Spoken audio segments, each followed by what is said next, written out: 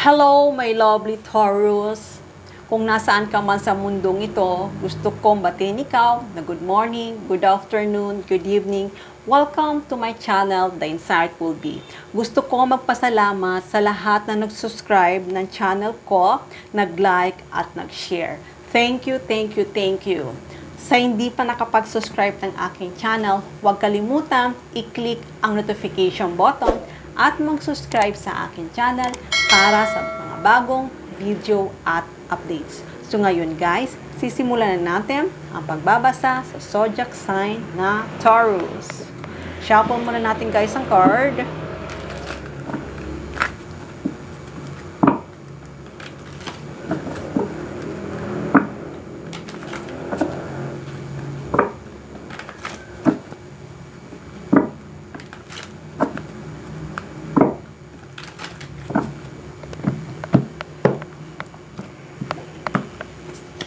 Okay, Taurus. Ano nga bang message for Taurus?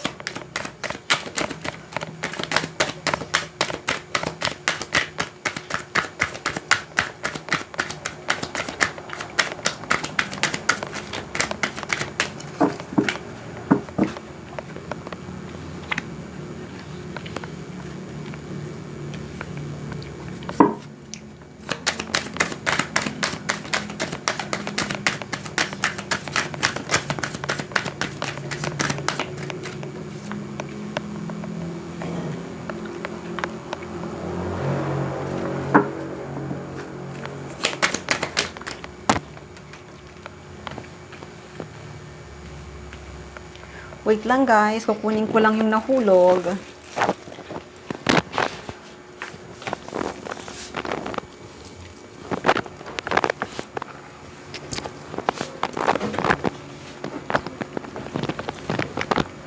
Ito siya. Okay.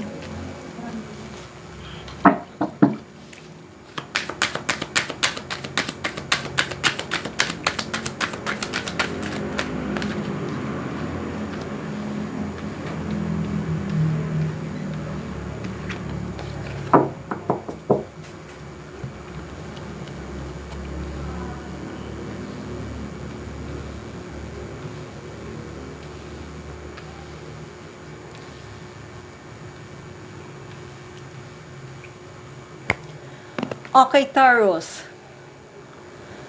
Sa nakikita ko, ay mayroong breakup nangyari sa inyo. Itong breakup na to ay hindi to negative way. Itong breakup na to ay lalong magpapatibay sa relasyon nyo. Kasi kung dati ay hindi matibay ang relationship nyo, ngayon ay lalong patitibayin at magiging maganda ang foundation nyo. Kasi maaaring itong tao na to ay hindi pa to seryoso. Hindi pa to seryoso na magkapamilya, hindi pa to seryoso na makipag-commitment, pero matagal na kayong dalawa. Matagal na ang relationship nyo, pero hindi pa siya nagsisettle down. Hindi pa siya nagdidesisyon na magkaroon o mag-build ng family. Kaya, ang relasyon nyo minsan ay okay, minsan ay hindi, kasi hindi pa siya seryoso. Maaari kasing itong tao na to ay may inaasikaso. Ang ibig kong sabihin, inaasikaso ay may negosyo siya. May negosyo siya na kailangan siyang mag-focus. Kailangan niyang mag-focus para ma-achieve niya yung goal niya. Pero this time, sa nakikita ko, ay nagkaroon kayo ng breakup. Ang ibig sabihin ko, hindi naman formal breakup. Talagang nagkaroon lang kayong dalawa na separation. Itong separation na to ay nakita ko na itong tao na to na karelasyon mo ay parang nagising na siya. Nagising na siya na naisip niya na it's time na gusto niya na, kasi dati kasi maaaring itong tao na to ay hindi pa mature.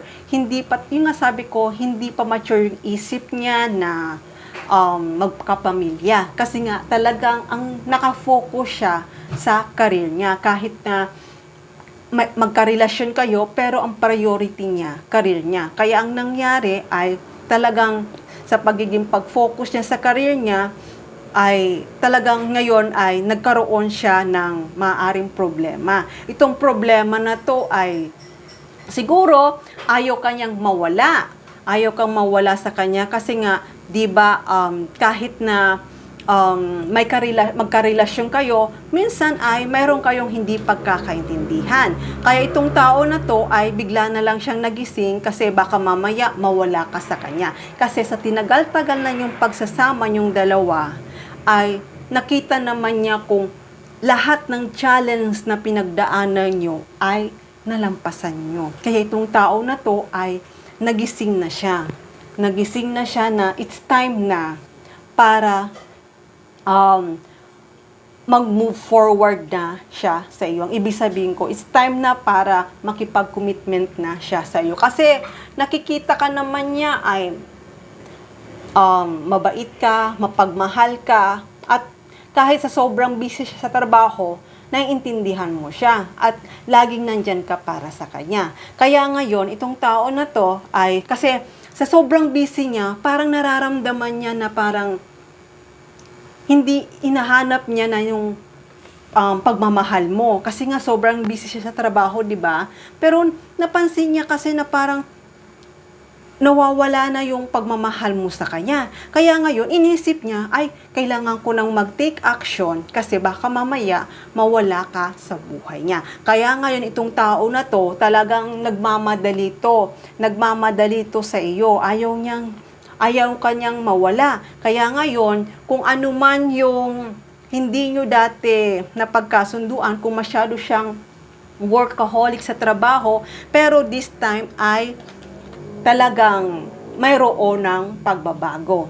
Kasi nga, naayos niya na yung negosyo niya. Kasi maaaring itong tao na to ay dumaan siya sa struggle sa business niya. Siyempre, ngayon ay talagang inaayos niya muna. Pero ngayon, nakita ko ay naayos niya na ang problema niya sa business niya. Kaya itong tao na to ay handa na tong mag-offer sa iyo at handa na tong pumunta sa iyo at handa na to makipag-commitment. Kaya kung ano man ang pinaplano nitong tao na to para sa iyo, nakikita ko ay may tagumpay.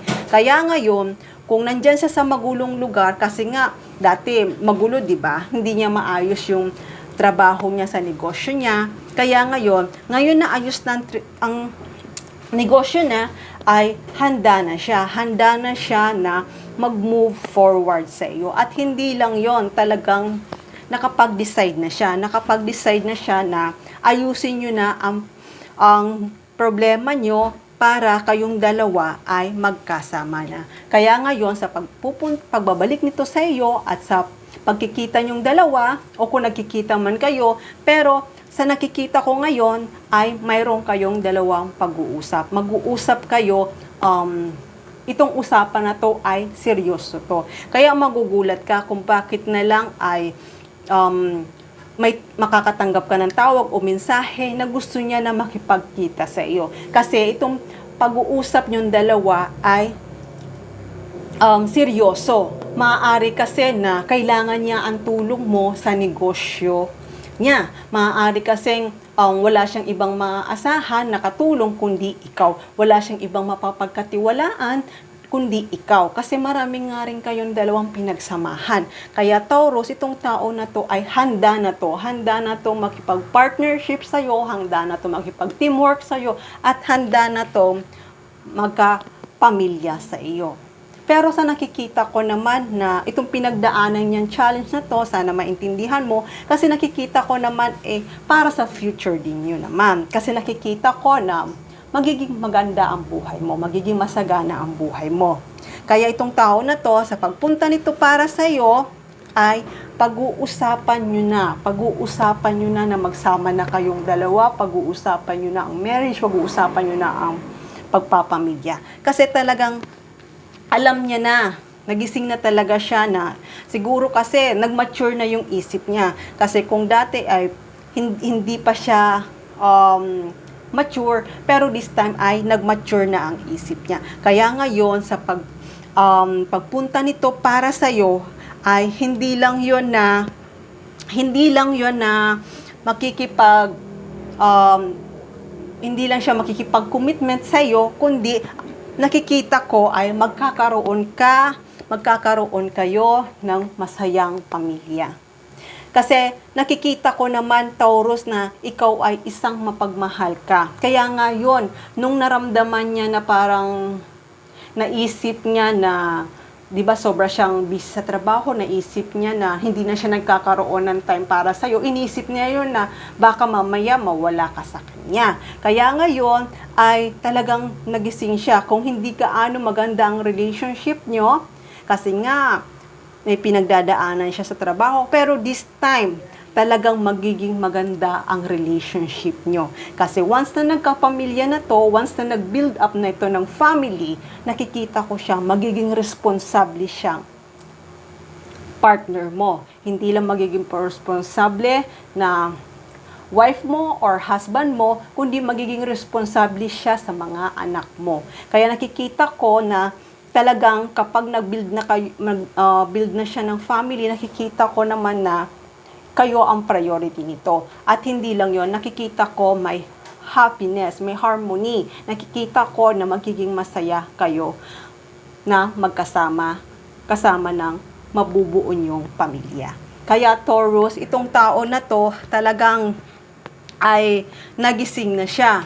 Nagising na siya na it's time na para ayusin nyo yung relationship mo. At it's time na para mag-build na siya ng family niya sa iyo.